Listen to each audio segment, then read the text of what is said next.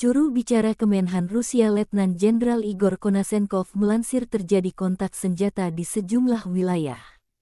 Penerbangan operasional taktis dan angkatan darat, pasukan rudal dan artileri Rusia menetralisir dua depot persenjataan Brigadei Mekanik ke-53 AFU dan Brigadei Pertahanan Teritorial ke-108 dekat Konstantinovka, Republik Rakyat Donetsk dan Orekhov, wilayah Zaporozhye.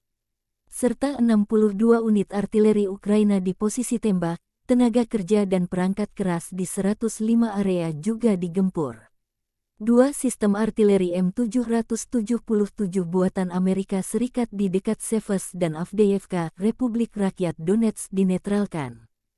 Juga 4 howitzer self-propelled Krab buatan Polandia di dekat Avdiivka, Seversk, dan Sevanovka, Republik Rakyat Donetsk dieliminir.